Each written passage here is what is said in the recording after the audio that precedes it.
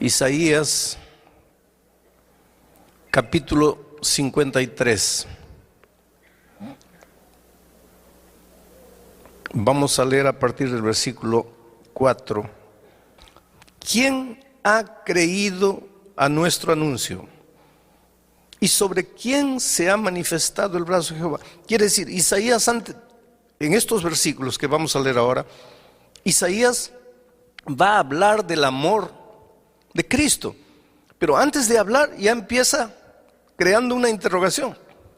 Dice, nadie me va a creer lo que voy a escribir aquí. Nadie, yo sé que nadie me va a creer. Mira, ya empieza escribiendo, sabiendo que nadie le va a creer, que nadie va a entender lo que le va a escribir. Y a partir del versículo 4 dice, ciertamente llevó Él, y está hablando de Jesús, nuestras enfermedades, sufrió nuestros dolores, y nosotros le tuvimos por azotado, por herido de Dios y abatido. Pero Él, herido fue por nuestras rebeliones, molido por nuestros pecados. El castigo de nuestra paz fue sobre Él, y por su llaga fuimos nosotros curados. Todos nosotros nos descarriamos como ovejas, cada cual se apartó por su camino, pero Jehová cargó en Él, en Jesús, el pecado de todos nosotros. Angustiado Él y afligido, no abrió su boca. Como cordero fue llevado al matadero, y como oveja delante de sus trasquiladores enmudeció y no abrió su boca. Yo estaba estudiando un día este texto con un judío, y cuando le di mi interpretación del texto, diciendo que aquí este texto estaba hablando de Jesús, del Mesías, porque ellos esperan un Mesías. El pueblo judío espera al Mesías todavía, porque para ellos el Mesías vendrá victorioso, glorioso, libertador.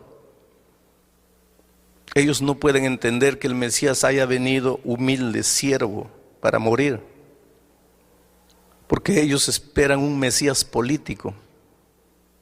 Ellos no aceptan un Mesías espiritual. Y cuando yo le di la interpretación de este texto, él me dijo, pastor, esa interpretación que usted hace de este texto es una interpretación inmoral. Y yo le pregunté, pero ¿por qué inmoral? La palabra inmoral es muy fuerte. Me dice, porque que un malo muera por lo que hizo, eso es justo, eso es moral.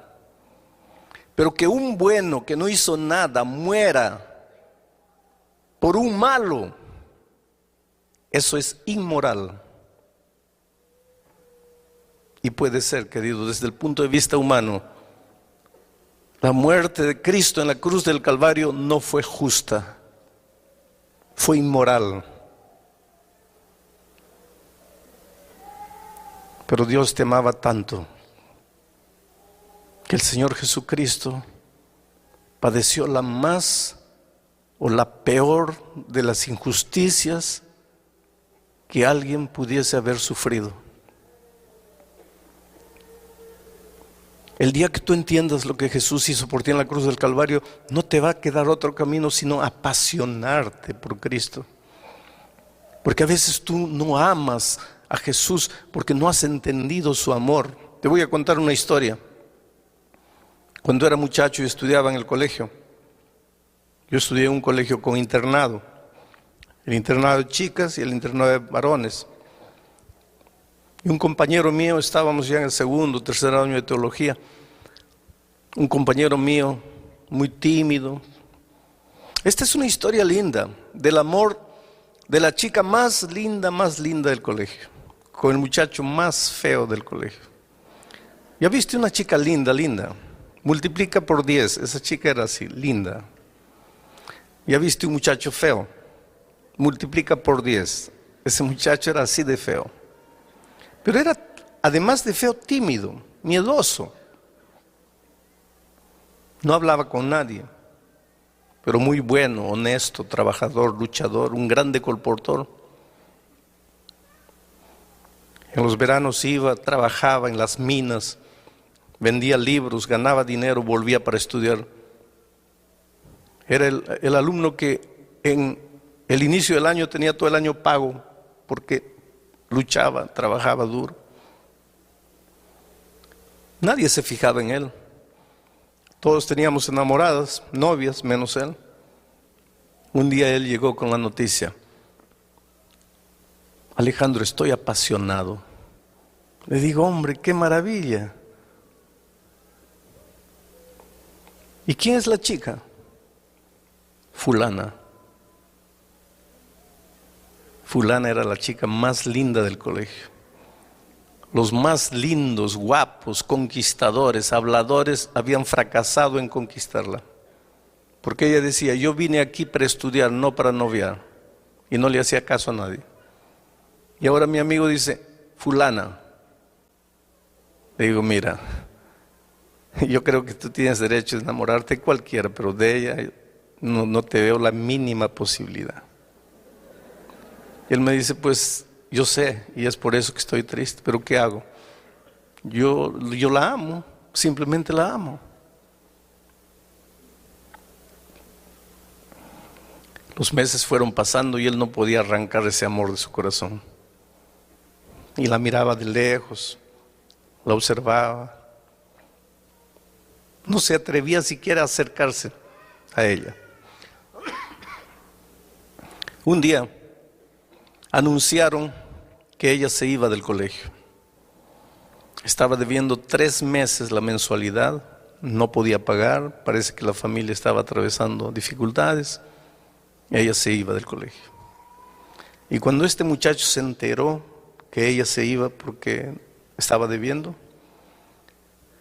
se fue al gerente de la institución y le dijo así, miren, yo tengo todo el año pagado. Quien se va a ir de la universidad soy yo, me voy. Y con el resto del año que yo tengo pagado para mí, quiero pagar la cuenta a la chica. El gerente le dijo, pero ¿por qué? El dinero es mío y yo quiero hacerlo. Solo quiero una cosa, no le digan a ella que yo fui. Díganle que el colegio le está dando una beca, cualquier cosa, pero no quiero que ella sepa lo que yo hice. El muchacho se quedó un tiempo más sufriendo. La chica se quedó. Ahora estaba pago. El muchacho estudió un poco más. En poco tiempo se iría a seguir colportando. Un día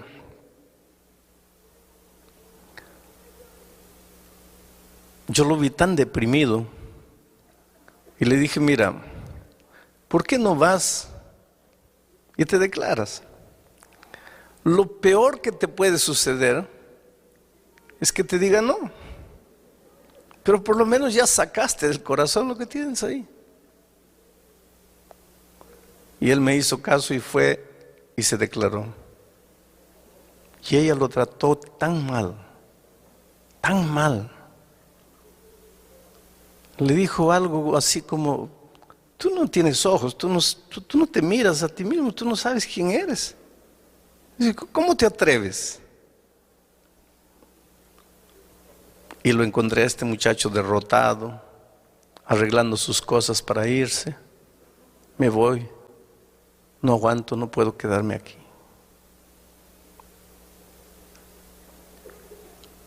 Un día me encontré con la chica. Le dije, mira, tú tienes el derecho de decir sí o no a cualquiera, pero creo que no tienes el derecho de tratar mal a las personas. Tú humillaste a ese muchacho y él te ama.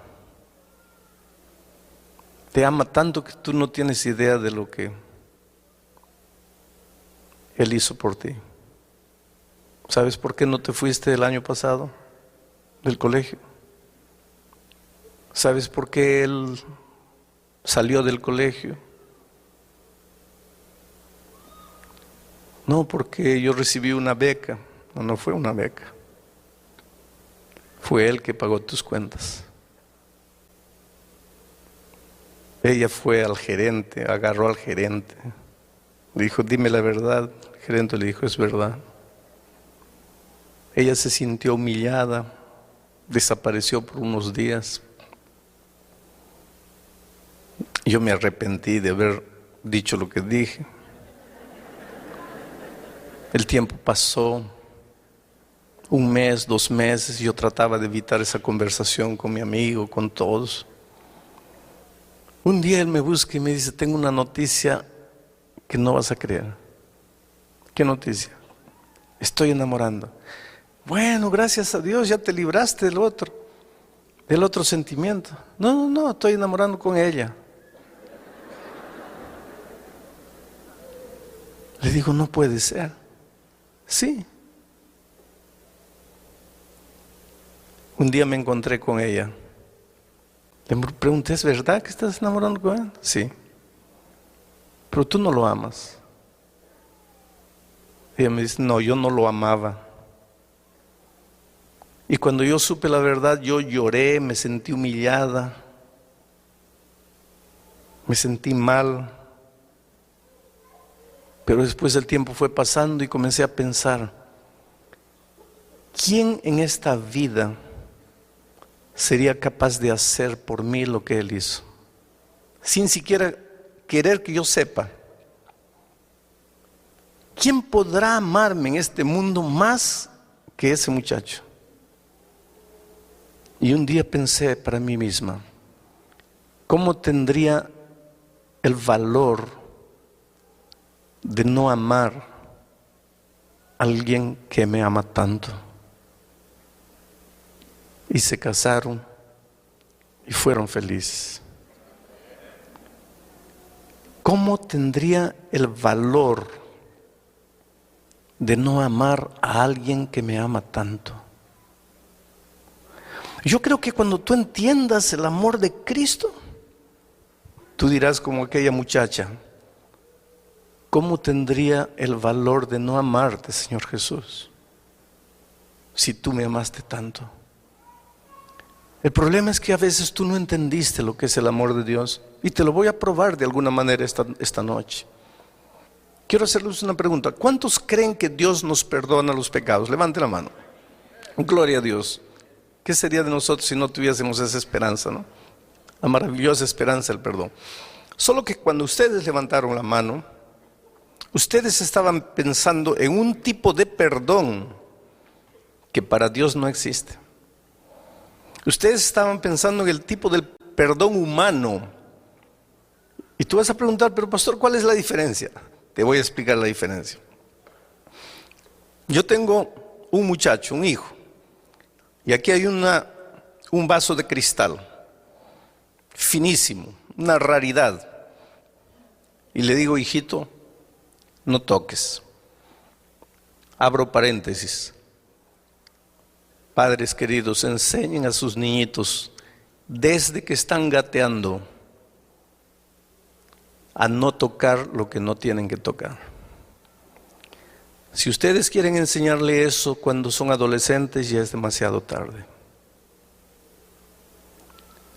No es porque pequeñito, déjalo tocar, déjalo, pobrecito, no sabe lo que hace. No, nunca vas a ver lo que hace si tú no colocas límites desde cuando ellos todavía no aprendieron a raciocinar.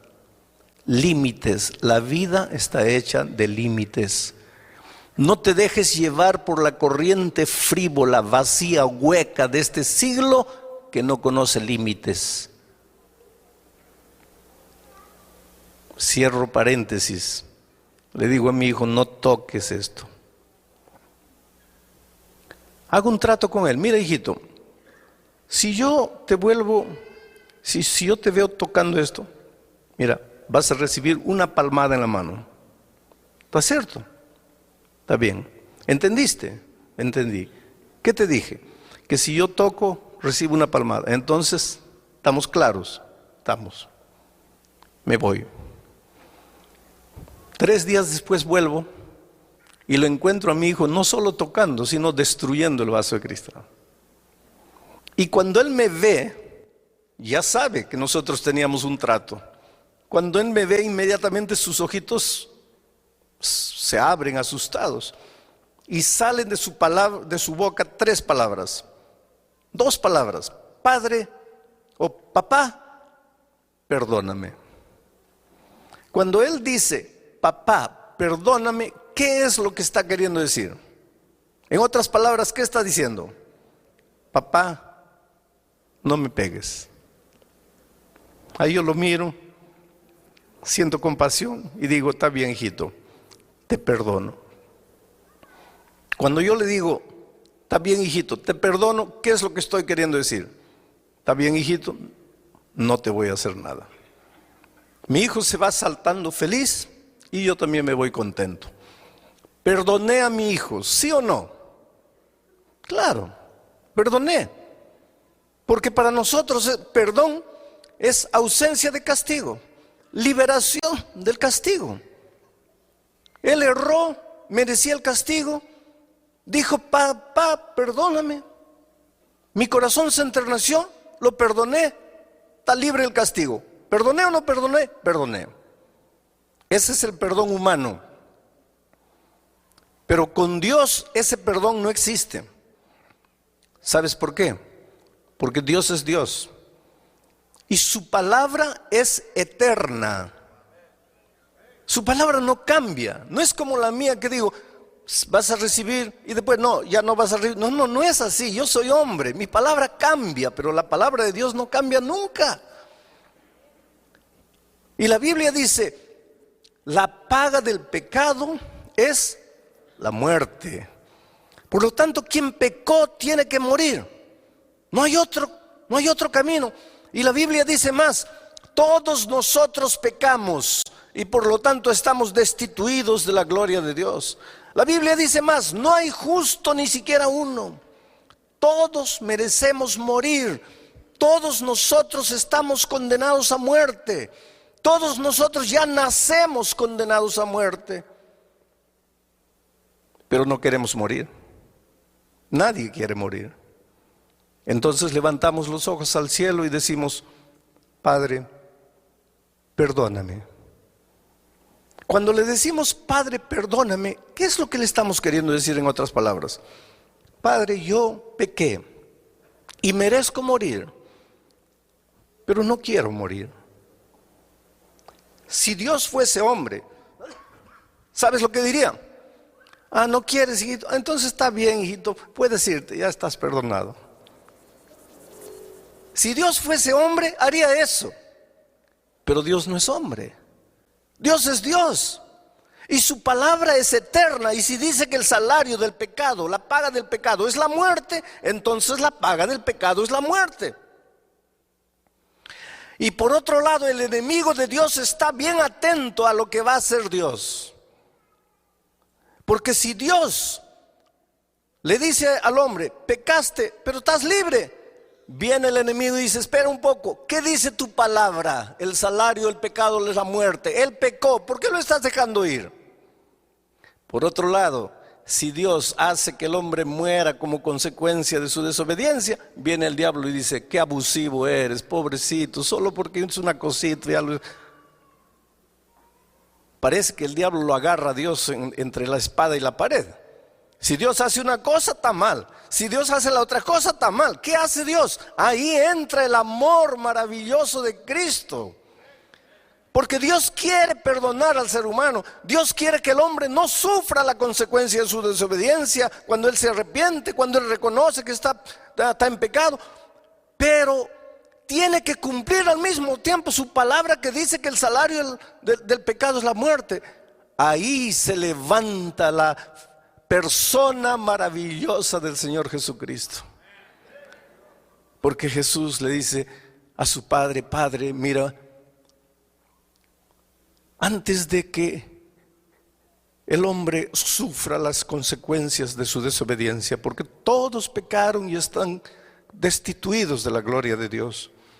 Todos pecaron y están condenados a morir. Pero Padre, antes que el ser humano sufra las consecuencias, déjame ir a la tierra como ser humano. Y el Padre permite que su Hijo se haga hombre. Y el Señor Jesucristo viene a esta tierra como un ser humano. No se vistió de ser humano. No se disfrazó de ser humano. Se transformó en ser humano, ser humano. Humano como tú, pero nunca dejó de ser Dios. Fue plenamente Dios y fue plenamente hombre. No vamos a entender el misterio de la encarnación, pero vino y en esta tierra fue tentado en todo. No hay una tentación que tú sientas en la vida que Jesús no haya probado. La peor de las tentaciones. Tú puedes decir, no, pero en los tiempos de Él no había este tipo de... Querido, todas las tentaciones, de todos los tipos, de todos los tiempos, de todas las características, Jesús sufrió en carne propia. En el desierto, las 3 tentaciones que Él sufrió abarcaban la vida toda en su plenitud. Fue tentado al máximo. Y te digo más, Él sufrió una tentación que tú y yo no podemos sufrir nunca. ¿Sabes cuál es? Jesús era Dios, pero cuando vino a esta tierra hizo un trato con su Padre, que en esta tierra no usaría sus poderes divinos sin el consentimiento de su Padre. Y el diablo trataba de que Él usase sus poderes divinos para Él, sin el consentimiento del Padre, porque sabía que si Él hacía eso, pecaba. Esa tentación tú no tienes, porque tú y yo no tenemos poderes divinos. Pero Él tuvo. Y la Biblia dice, fue tentado en todo, pero sin pecado. ¿Quién me redarguye de pecado?, pregunta Él. El enemigo, que es especialista en hacer pecar y después echarte los pecados en la cara. Yo lo desafío que apunte un mínimo, una partícula de pecado en la vida de Cristo. No hay. Por lo tanto, querido, Jesús como ser humano vino y obedeció. Y por lo tanto, si obedeció, merecía la vida. El ser humano desobedeció y porque desobedeció, merecía la muerte. Ahora Jesús, que obedeció y mereció la vida, Él ya tenía la vida por ser Dios, pero como ser humano la conquistó una vez más por su obediencia fiel a la voluntad de Dios. Ahora Jesús se presenta delante de su Padre y le dice: Padre, en el principio eterno de la palabra dice que el hombre que peca tiene que morir, pero el hombre que no peca merece vivir. Yo fui a la tierra como ser humano. Fui tentado en todo, sin pecado. Yo merezco la vida como ser humano, aunque tengo la vida por ser Dios. Y el hombre merece la muerte. Entonces, Padre, en la palabra, en el principio eterno de tu palabra, no hay nada que diga que no puede haber un intercambio. Entonces la vida que yo conquisté porque obedecí, se la quiero entregar al ser humano. Y la muerte que el hombre merece porque desobedeció, la voy a tomar yo para mí. Y fue eso lo que sucedió en la cruz del Calvario. Un intercambio de amor. Pero qué fácil es decir: Jesús murió en la cruz del Calvario por mí. Oh, querido, yo quiero que entiendas una cosa. Jesús no era un loco suicida que tenía ganas de morir, no. Jesús era un ser humano, tan humano como tú y como yo. Él tenía instinto de conservación. Él no quería morir. Él era un ser humano completo, así como nosotros. Él tanto no quería morir que en la noche del Getsemaní lloró y sudó sangre. Y la ciencia prueba que en momentos de extremo sufrimiento el hombre es capaz de sudar sangre. Y si nunca te ha sucedido, perdóname, pero por más que hayas sufrido, no has llegado al momento del extremo sufrimiento. Él tenía tanto miedo de morir que aquella noche le dijo a su padre: Padre, pasa de mí este cáliz. ¿Sabes lo que le estaba diciendo? Oh Padre, yo sé que mañana tengo que morir. Yo acepté eso. Tengo que morir, porque si yo no muero, va a morir la raza humana. Y yo amo al ser humano y no quiero que mueran. Y aunque yo tengo miedo de morir,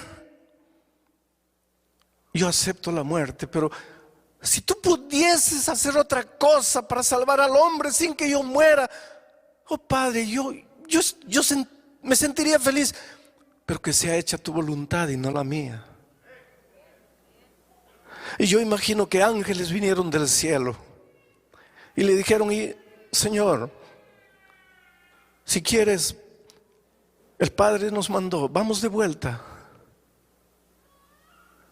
Y yo te digo una cosa: hubo un momento, y tal vez tú nunca pensaste en eso, hubo un momento en que en las manos de Jesús estaba tu vida o tu muerte. Mi vida o mi muerte eterna en un momento estaba en las manos de Jesús aquella noche.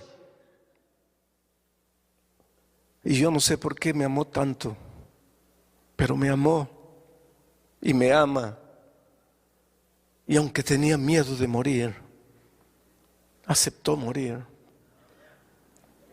Para que entiendas mejor este asunto del intercambio, quiero que pienses en lo que pasó con la muerte de Cristo. Había un delincuente famoso llamado Barrabás, el peor de los delincuentes de aquel tiempo. La policía lo buscaba, la sociedad tenía miedo de él, y unos días antes de la muerte de Cristo lo aprendieron, lo juzgaron y lo condenaron a la muerte de cruz. La muerte de cruz era la peor de las muertes. ¿Saben por qué? Porque era una muerte sanguinaria, era una muerte fría, calculada, premeditada. La muerte de cruz era preparada para hacer sufrir, porque clavaban al hombre en una cruz, lo clavaban en las manos y en los pies. Eso no era una muerte para matar instantáneamente, porque si le clavasen en el corazón o en la mente, todavía. Pero no, lo clavaban en las manos y en los pies. ¿Quién muere porque le clavan las manos y los pies? Nadie. Y después levantaban la cruz y el hombre se quedaba colgado ahí, sangrando. La ley decía que nada podía dársele de comer, nada podía alcanzársele a no ser un poco de vinagre en una estopa y pasarle por los labios. Ahí estaba el hombre, colgado en la cruz. De día el sol caliente de aquellas tierras lo quemaba. La sangre chorreaba, se secaba en sus brazos. Las moscas venían, él clavado, no podía moverse. En la noche, el viento helado de la montaña lo castigaba como un latigazo. Al día siguiente, el sol de nuevo lo quemaba. A la noche siguiente, el látigo del frío de nuevo lo castigaba. Dependiendo de la resistencia física del delincuente, podía quedar un día, 2 días, 3 días, 4 días, 5 días. Llegaba un momento, porque la ley decía que solo podía ser sacado de la cruz cuando hubiese muerto, pero llegaba un momento en que el delincuente miraba y decía: por favor, mátenme, acaben con mi sufrimiento, no aguanto más. Y ese era el momento de la venganza de la sociedad. Nos hiciste tanto mal, nos hiciste sufrir, ahora muere. Siente el gusto de lo que hiciste con tanta gente inocente. Los peores asesinos, los peores delincuentes merecían eso. Y Barrabás fue condenado a ese tipo de muerte. Mandaron llamar al carpintero, porque había que preparar una cruz con las medidas del delincuente. Porque si el delincuente midiese 2 metros, ¿cómo lo iban a clavar en una cruz de 1,50? Entonces llamaron al carpintero. Y el carpintero tomó las medidas de Barrabás, tanto de largura, tanto de altura, etc. Fue, trabajó con la madera, seguramente colocó el nombre abajo, Barrabás, cruz de Barrabás. Llevó, recogió su dinero y se fue. Perdonen.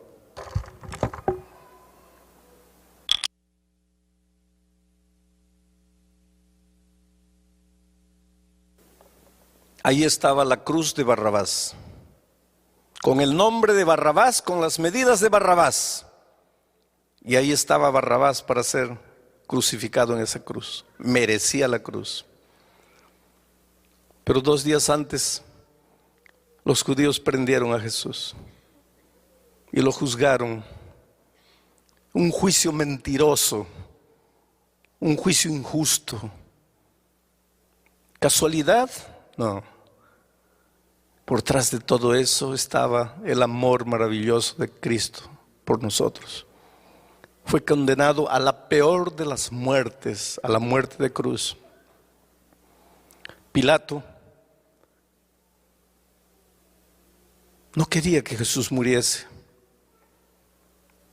Trató de defenderlo. Ustedes conocen la historia. Él pensó, ya sé cómo lo voy a defender. Mañana es fiesta y en las fiestas como estas soltamos un preso. Voy a colocar a Jesús, pero voy a pedir al pueblo que escoja con otro preso. Voy a escoger al peor de los presos, a Barrabás. Y con toda seguridad la gente va a querer que libere a Jesús y que matemos a Barrabás. Y yo me lavé las manos y Jesús está libre. Y al día siguiente, ustedes conocen la historia, ahí fue Pilato y dijo, en ocasiones como esta libramos un preso. Aquí está Barrabás y aquí está Jesús. Barrabás que mató a tanta gente, Jesús que no hizo nada. ¿A quién quieren ustedes que suelte? Y Pilato casi enloqueció cuando escuchó del pueblo decir, suelta a Barrabás, crucifica a Cristo. Pilato no podía entender. Entró desesperado para el palacio. Vinieron los guardias, le sacaron las esposas a Barrabás. Yo creo que la persona que mejor entendió lo que quiere decir Jesús murió por mí fue Barrabás. Porque cuando se vio libre, yo imagino que Barrabás se comenzó a golpear la cara. Pensó, ¿qué pasa? Estoy despierto, estoy soñando, ya morí. ¿Qué pasa conmigo? Yo, Barrabás, estoy libre. Y este Jesús que no le hizo mal a nadie va a morir en mi lugar. Barrabás entendió lo que quiere decir Jesús murió en mi lugar. Oh, queridos, ya no había tiempo para llamar al carpintero para construir una cruz para Jesús. Además, ahí había una cruz vacante. Aquel viernes, cuando Jesús fue subiendo la cruz del Calvario, la montaña del Calvario, y cayó una vez y otra vez y otra vez y otra vez. ¿Sabe por qué cayó? Porque Él no estaba cargando su cruz. ¿Y sabe por qué? Porque a Jesús nadie, nunca le preparó una cruz. ¿Y sabe por qué? Porque Jesús jamás mereció una cruz. Aquella tarde, Jesús estaba cargando la cruz de otro.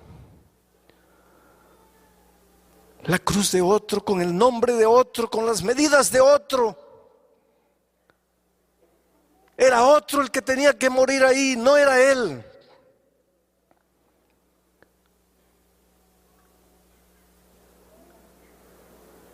Llegaron al topo de la montaña,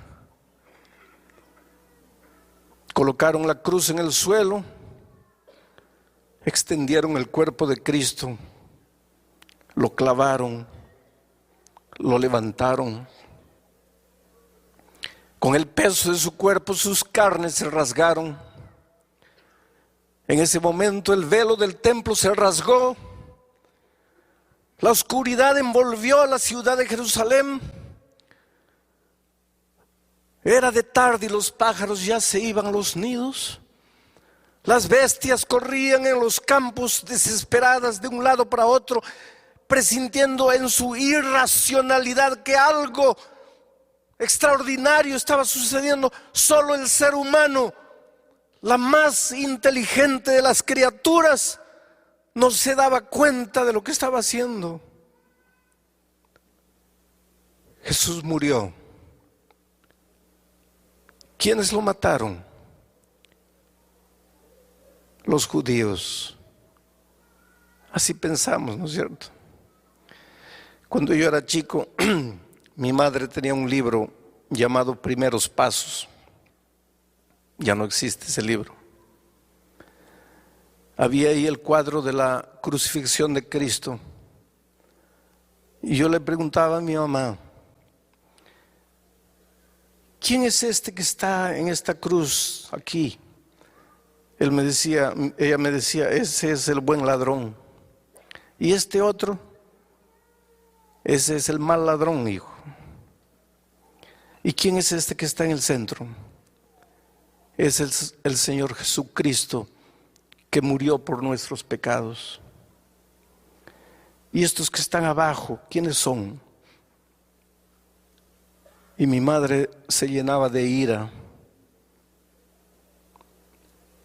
y me decía, hijo, esos son los perros soldados que mataron a Cristo.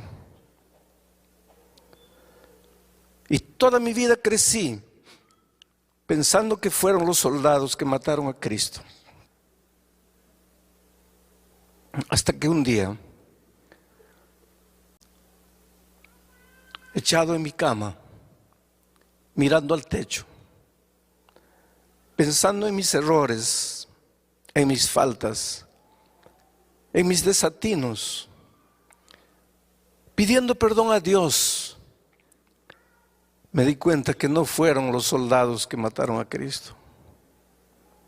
Fui yo. Era la única manera de salvarme. No había otra. Porque cada vez que me arrodillo para decirle, Dios mío, perdóname, ¿sabes lo que le estoy diciendo? Dios mío, no quiero morir. Y si Dios fuese hombre, me diría, está bien, estás libre. Pero Dios no es hombre, es Dios, su palabra es eterna. Y me dice, hijo, pero está escrito, la paga del pecado es la muerte y tú pecaste. Señor, pero no quiero morir. Entonces solo hay un camino. ¿Cuántas veces conté la historia del pastor H.M.S. Richard, que fue el fundador del programa de La Voz de Profecía aquí en los Estados Unidos? Él cuenta que cuando era joven, cuando él era adolescente, le gustaba robar las manzanas del vecino, la chacra. Y un día la vecina se quejó y la mamá tomó una vara verde y le mostró la vara al hijo y le dijo, mira hijo, ¿estás viendo esta vara? Si la vecina vuelve a quejarse, ¿estás viendo la vara? Te voy a dar 5 veces con esta vara en las espaldas. ¿Me estás escuchando? Sí, mamita. ¿Qué te dije? Que si vuelvo a robar las manzanas me das 5 veces. Entonces está claro, está claro. Pasó un día, 2 días, una semana, 2 semanas. Las manzanas estaban más lindas que nunca, más rojas, bonitas. La tentación es así. Y él no resistió y saltó, agarró 5 manzanas y cuando ya estaba cayendo de vuelta al patio, ahí estaba la mamá con la vara en la mano. Las manzanas rodaron y él se quedó asustado mirando a la madre y le dijo, mamita, perdóname. ¿Qué estaba queriendo decir? No me des. La mamá le dijo, no hijo, nosotros teníamos un trato. Si tú entrabas una vez más, yo te daba 5 veces. Entraste, tengo que darte. Pero mamita, por favor, perdóname. No hay perdón. Mamita, yo soy tu hijo, tú no me amas. se arrodilló pidiendo perdón a la mamá. ¿Y qué madre puede quedarse insensible cuando ve a su hijo arrodillado, llorando, pidiendo perdón? Y la madre le preguntó: hijo, ¿no quieres recibir los 5 varazos en las espaldas? No, mamita. Entonces levántate. Y él se levantó. Y la mamá le extendió la vara y le dijo: hijo, toma la vara. Y él agarró la vara y le dijo: mira, teníamos un trato. Si tú infringías más,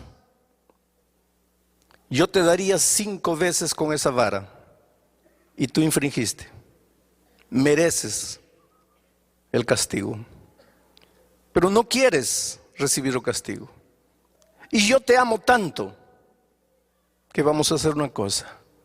En lugar de que yo te castigue a ti porque infringiste, tú me vas a dar 5 veces con esa vara en mis espaldas.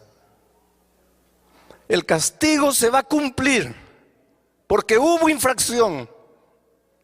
Pero yo te amo tanto que yo voy a pagar el castigo en tu lugar. Y el pastor Richard cuenta la historia y dice: yo no tuve el valor de castigar a mi madre por mi pecado. Pero nosotros, querido, sí tuvimos el valor de crucificar a Jesús en la cruz por nuestro pecado. Porque cada vez que tú te arrodillas para decirle: Dios mío, perdóname, ¿sabe lo que le estás diciendo? Yo pequé, Señor, y merezco morir, pero no quiero morir. Yo sé que merezco la muerte, pero no quiero. Y entonces Jesús te dice: hijo, solo hay una manera de que no mueras. ¿Cuál es, Señor? En lugar de que tú mueras, yo voy a morir. Tú me vas a quitar la vida. Y lo hicimos. Por eso, queridos, cuando yo miro a la cruz del Calvario, me pregunto como aquella muchacha del colegio: ¿cómo tendría el valor de no amar a alguien que me ama tanto? Pocas veces me emociono cuando predico, o quiero decir, pocas veces me descontrolo en mis emociones cuando predico. Pero nunca conseguí predicar el tema de lo que sucedió en la cruz del Calvario sin que mis emociones escapasen a mi control. Porque nunca tendré palabras para agradecer a Dios por lo que hizo por mí. ¿Qué hubiera sido de nosotros si el Señor Jesús no hubiese estado dispuesto a morir en la cruz? Por eso esta noche te voy a hacer una invitación. Esta invitación no es para los miembros bautizados de la iglesia. Las personas que se han levantado anoche y han venido aquí tampoco necesitan levantarse esta noche, porque anoche ya tomaron su decisión. Esta invitación es para ti, querido, que estás empezando a estudiar la Biblia, estás empezando a conocer a Jesús, que tal vez esta noche entendiste el amor maravilloso de Jesús por ti y quieres decirle: Señor, yo no sabía que tú me amabas tanto. Yo no sabía lo que significaba Jesús murió por mí, pero yo te entrego mi corazón. Yo te doy mi vida. Yo quiero que tú me guíes en esta tierra.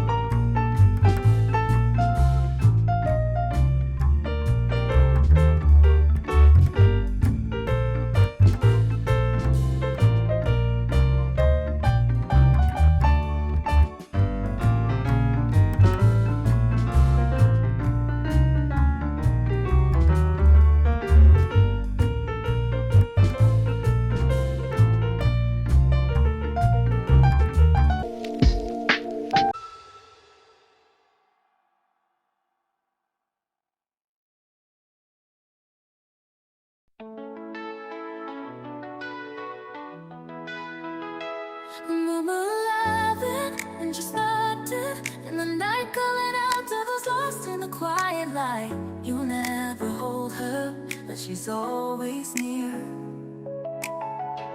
dancing softly with no trace of fear. She's like a spell on a silver night, spinning through the shadows out of sight. She'll enchant your soul, then let you be. Celine is free as the endless sea.